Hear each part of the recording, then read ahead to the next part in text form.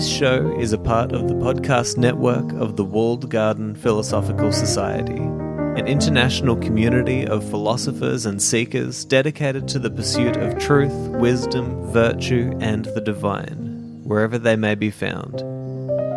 To find out more, go to thewalledgarden.com. This is the first episode in my series on Seneca's writings where I'll be diving headfirst into a passage that he wrote or a quote that he wrote and trying to show you what I get out of these writings and maybe to help you to see them in a different light. And I originally thought that I was going to be starting just straight from the start of Seneca's epistles and going all the way through. But there's a place that I want to start before I get into the epistles, because there's a passage that Seneca writes in his consolation to Helvia, his mother. And this passage has probably impacted me more than, anything that Seneca wrote. And so I thought, why don't we start with the thing that I consider to be one of the best things that he's ever written, and then maybe share with you why I think it's so important that we start at a place like this.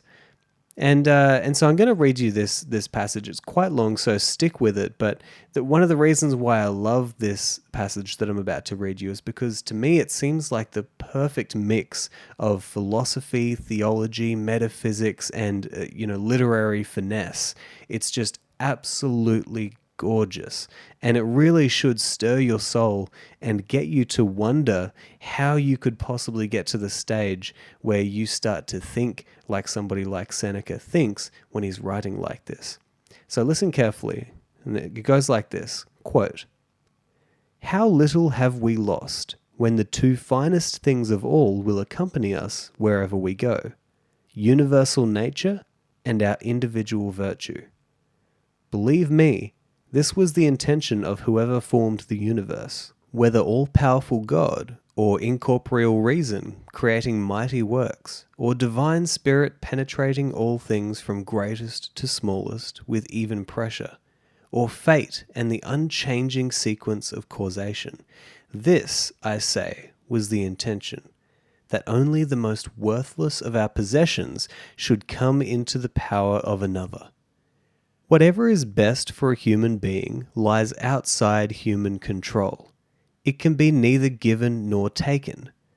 The world you see, nature's greatest and most glorious creation, and the human mind which gazes and wonders at it, and is the most splendid part of it. These are our own everlasting possessions, and will remain with us as long as we ourselves remain. So, eager and upright, let us hasten with bold steps wherever circumstances take us, and let us journey through any countries whatever. There can be no place of exile within the world, since nothing within the world is alien to men. From whatever point of the earth's surface you look up to heaven, the same distance lies between the realms of gods and men. Accordingly, provided my eyes are not withdrawn from that spectacle, of which they never tire, provided I may look upon the sun and the moon and gaze at the other planets, provided I may trace their risings and settings, their periods and the causes of their travelling faster or slower, provided I may behold all the stars that shine at night, some fixed, others not travelling far afield but circling within the same area, some suddenly shooting forth, and others dazzling the eye with scattered fire, as if they are falling or gliding past with long trail of blazing light. Provided I can commune with these and, so far as humans may, associate with the divine, and provided I can keep my mind always directed upwards, striving for a vision of kindred things, what does it matter what ground I stand on?" End quote. That passage is probably my favorite quote from any philosopher that I've ever read.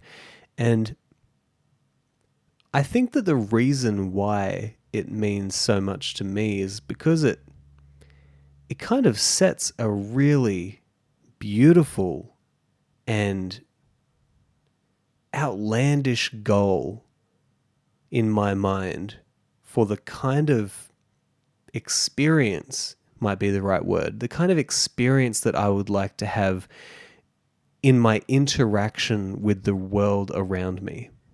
And I think that this passage exemplifies one of the main reasons why I'm so drawn to a writer like Seneca, because I feel such a connection with the kind of the ways that he talks about his connection with nature and the ways that he talks about his experience with the world around him. You know, I grew up on a farm, and so, you know, I was always around animals and out in nature, out running around the forest. You know, we could see these beautiful, the Milky Way at nighttime. We could see all of the stars because there wasn't a lot of light around.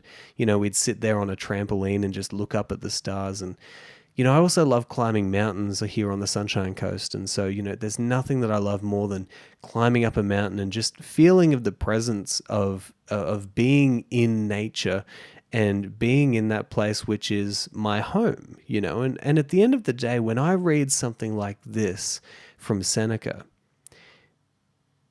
one of the main questions that I try to ask myself is, do you feel at home in the cosmos, in the world? Do you feel like you belong?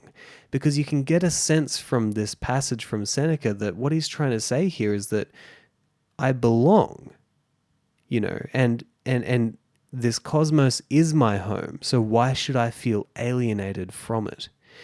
And this obviously has a lot to do with Seneca's Stoic bent, you know. So one of the things that the Stoics kind of teach is that the cosmos is a well-ordered system. There's a reason to the cosmos, and that we can actually tap into that reason because we have the divine spark called the Logos, which is the divine ordering principle of the universe, and that is our spark of divinity.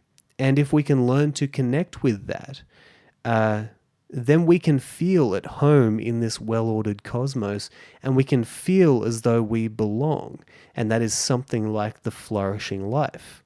And so when you read a passage like that, you've got to go deeper than just saying, well, that's a beautiful piece of writing. Yeah, it might be a beautiful piece of writing, but there's some very deep questions that you need to ask yourself when you read that. And one of those questions is, do I feel at home in the cosmos? Do I feel like I can commune with the divine? You know, do I feel as though I am connected to the world around me and engaging with the world around me in the same way that Seneca does? And I think that that's a really important question to ask. And if you ask it honestly, I think that you'll recognize that in this kind of fast-paced kind of world that we live in, where you know, a lot of the value that is placed upon us has most to do with the productivity and output of our lives, as opposed to the meaning that we experience and the connection that we feel with the people around us and the world around us. You know, I think when you ask that question, it's easy to feel as though we are alienated from ourselves and from the cosmos and from the world around us. And it's also important to note that when Seneca was writing this, he was actually exiled in Corsica. And so he was writing this to his mother while he was actually exiled from his country, you know, away from his kin. And he would be there, obviously looking up at the stars and feeling as though he still wasn't without the necessities of life. And that's powerful. That's really powerful stuff. And so I want to kind of go through this one more time with you and maybe pick out a few of the interesting bits that stand out to me. And I hope that we can kind of get even more out of this just absolutely wonderful passage. So the first big lesson of this passage is he's basically saying that, listen, there's two things that go with us wherever we go. That's universal nature and our individual virtue. Now, those two things that go along with us wherever we go, those are things that nobody can take away from us. And he essentially goes on to say that it was the intention of whoever created this cosmos that the most important things that we have as human beings are those things that cannot come under the power of another, right? And that the most worthless things, on the contrary, the most worthless things to us are things that can come under the power of another. And that's a really powerful idea, and you find this all throughout the Stoics' writing. This idea that the most important thing that you have is your soul. You know, it's the thing that is your divine spark between you and the reason of the cosmos. And that's the most important thing, because that's where every decision that you make springs forth from. So instead of focusing on all of these external things that we focus on out in front of us in the world, why don't you go to the very root of the problem? Why don't you go to the very root of your suffering, of your delight, of your decisions, of the way that you perceive the world, and try to change that? Right? And try to connect with that and maybe build a good relationship with it so that it starts to work for you as opposed to sometimes working against you. And that's what Seneca's saying here. It's like, that's the most important thing, is your connection with universal nature or universal reason, you know, or the cosmos, or you might say God, or you might say whatever it is, consciousness, your conscience, whatever you like to call it. It's that thing that is the very root of everything that you experience here on earth. And so you want to build that connection, right? And that is also the very thing that leads to virtue, which is the thing that is going to help you to live a flourishing life. And so, you know, Seneca's saying here, those are the two most important things, and we take them with us wherever we go. They are always with us, right? And Seneca says that these things will remain with us as long as we remain. And that's an interesting thing to think about as well. Because do you really know how long you will remain? And there's also a big question is, what is you? You know, when does it become a point where you no longer have that connection? Is there a point where you no longer have that connection? But Seneca's saying here, look, it's going to remain with us as long as we remain. So as long as that's the case, he says, eager and upright, let us hasten with bold steps towards whatever circumstances take us, wherever circumstances take us. You know, that's such a powerful line. Listen, as long as you have that connection with the divine cosmos, that connection of divinity, the logos, as long as you have that, let's get to work. You know, let's start trying to live in this existence and experience it and engage with it. And that seems to be what Seneca did throughout his entire life. You know, he engaged with life. He was up against it. You know, he's writing here from an island where he's been exiled, but still he's talking to his mother about the beauty of looking up at the stars and engaging with the cosmos around him. You know, this is a guy who understood the importance of everything that we've got going on here. And so that's such a beautiful, motivating energy that he has in his writings. And so for the rest of the passage, he's essentially saying, listen, as long as I can look up to the sky and I can trace the comings and goings of these planets and feel a connection with that. And he finishes by saying, provided that I can commune with these and so far as humans may associate with the divine, and provided I can keep my mind always directed upwards, striving for a vision of kindred things, what does it matter what ground I stand on? And that's such a powerful way to look at the world around you.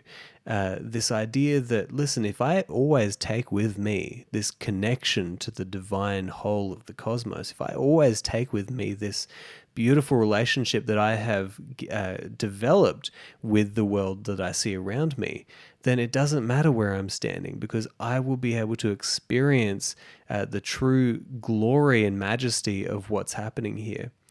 And this line of thinking really gets me going, because one thing that I've kind of thought about lately is that if you're in a reasonable position in your life where you have the freedom and general stability to be able to even think about philosophy and think about life and the fundamental questions of life.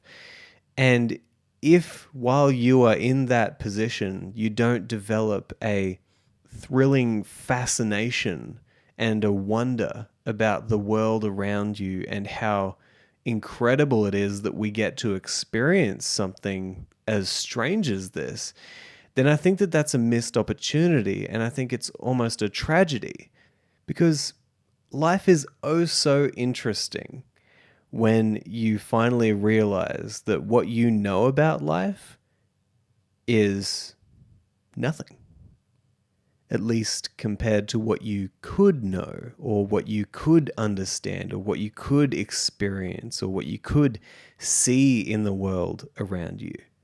And a good example of this, a good way to think about it is, when you go into an art gallery and you look at a piece of art. Now, somebody's going to come beside you and they're going to look at the exact same piece of art, and they might see so much more in that art than what you see. And one of the reasons is because the question that is being called out to every single person who looks at a piece of art, or listens to a piece of music, or looks at a sculpture, or looks at an amazing piece of architecture, the question that is being called out is, what do you see in this? And so you've got to think, people are paying millions of dollars for pieces of artwork. People flock all around the world doing basically pilgrimages, to go to these art galleries to see these most famous pieces of art. Why do they do that? Because there's something to see.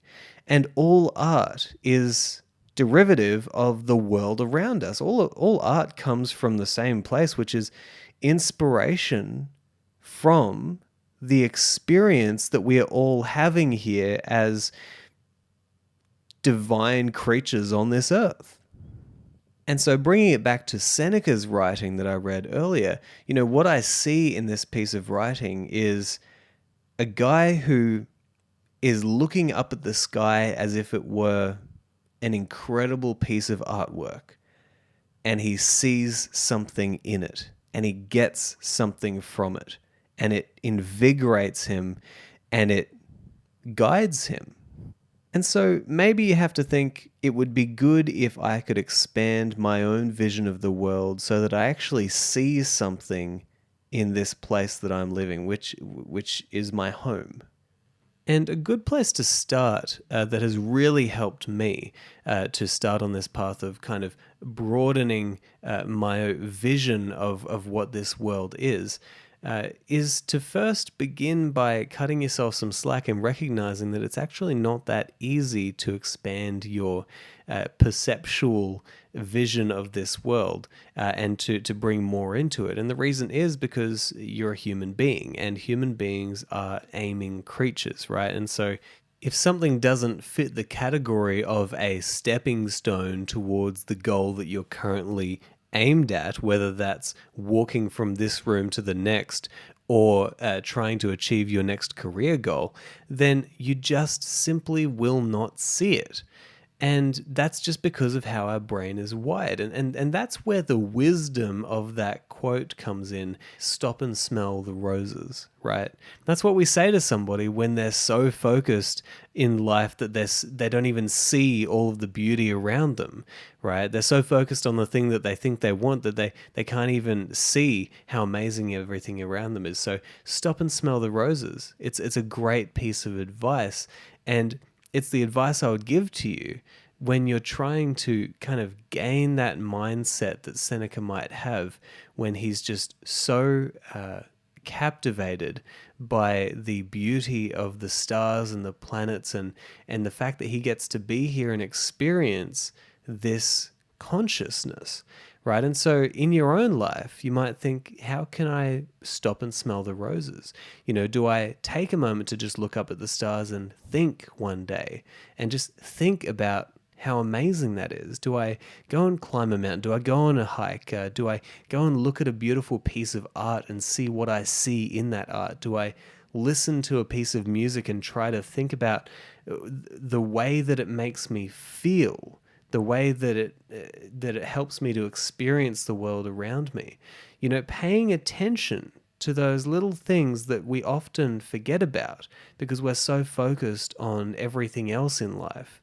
And as you do that, your understanding of yourself and your place within the world will expand. That's one of the gifts that our culture gives us, is art and literature and music and movies and protection of natural resources. And it's absolutely amazing that we well, at least me in Australia and a lot of you in a lot of great countries get to experience a life like that. And there's a reason why we have all of this stuff. It's beckoning us to expand our perceptions of the world and to engage with the world in a different way.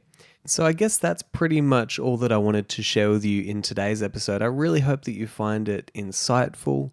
I hope that you find it useful, and I hope that you walk away from hearing this episode having a few things to think about in your own life.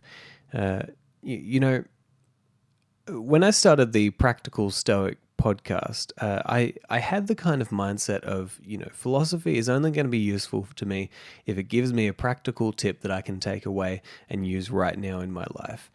And there's a fair point to be made there. But something that really changed the way that I think about philosophy is a Kurt Lewin quote, and it actually says the following: "There's nothing more practical than a good theory." When I heard that, I thought, that's so true, because you read something like this from Seneca, this passage from today's episode, and you think, what you want to take away from that is some sense that you really need to go away and do some thinking about the way that you perceive the world, the way that you experience and engage with the world around you. You really want to do some thinking about this sort of stuff and maybe let it seep into your mind and seep into your soul. And so I hope that a lot of these episodes will give you really practical applications from the teachings of Seneca. I know they will. But a lot of it, what I hope is that you'll walk away and you'll think, I really need to do some deep thinking about the way that I'm living my life. And also, I hope that you like the format. I hope that you enjoy the way that I speak about these things. I think that at times I may sound like some sort of evangelical philosophical preacher, but I guess I'm just really passionate about these kinds of writings because I know that they have completely transformed the way that I show up in the world, and I know that they can do the same for you, and they're so valuable and they're so necessary. They're so necessary, especially in the kind of world that we're living in right now. So I'm really passionate about that, and I hope that you guys get a lot out of these episodes to come. So enjoy, and I'll talk to you next time.